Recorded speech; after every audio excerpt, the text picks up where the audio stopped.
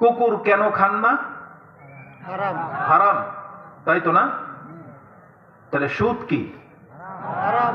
তাহলে ওটা কেন খায় মানুষ? কুকুর যদি হারাম না হওয়ার কারণে না খায়, তাহলে সুদটাও তো হারাম, ওটা আবার কিভাবে খায়?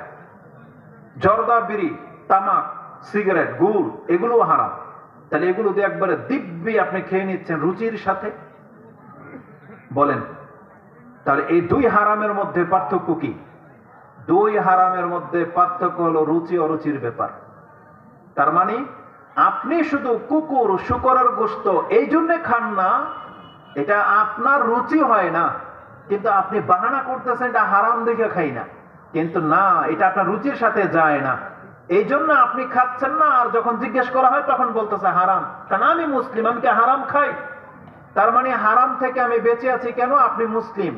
তখন আপনাকে যদি প্রশ্ন করা হয়, তুমি যদি মুসলিমত্বের কারণে এই কুকুর শূকর থেকে যদি বেঁচে থাকতে পারো, তাহলে তোমার এই সিগারেট, জর্দা, বিড়ি, তামাক, সুদ, যতগুলো হারাম জিনিস আছে, ঘুষ, তাহলে তুমি এটা কিভাবে খাও? তার মানে বোঝা যাচ্ছে যে এটা হারামের সম্পর্ক না, আপনি এটাকে রুচি অরুচির ব্যাপার বানিয়ে নিয়েছেন। তার মানে আমার এটা রুচি হয় এই জন্য আমি এটাকে খেয়ে নিচ্ছি, আর এটা রুচি হয় না সেজন্য এটা আমি খাচ্ছি না। বুঝতে পারছেন কথা? তার মানে আমাদের চরিত্র হয়ে গেছে এখন হালাল হারামের সাথে আমাদের সম্পর্ক নাই, আমাদের সম্পর্ক হয়ে গেছে রুচি অরুচির সাথে। রুচি অরুচির ব্যাপার।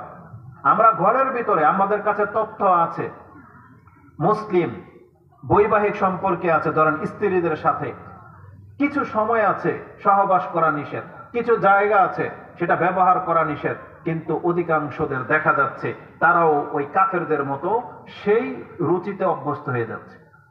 তারা সেটাকেই নাকি রুচির কারণ বানিয়ে নিয়েছে, তাদের অরুচি হয় না, অথচ সে মুসলিম। এই জন্য ইসলামের বহুগুলো দিক আছে, আমি আপনাকে দেখাইতে পারবো, যেটা আপনার শুধু রুচি অরুচির সাথে ম্যাচিং আপনি করে নিয়েছেন, হালাল হারামের সাথে আপনি নেননি। বরং আপনি জেনে নেন ইসলাম এমন একটা ধর্ম, আল্লাহ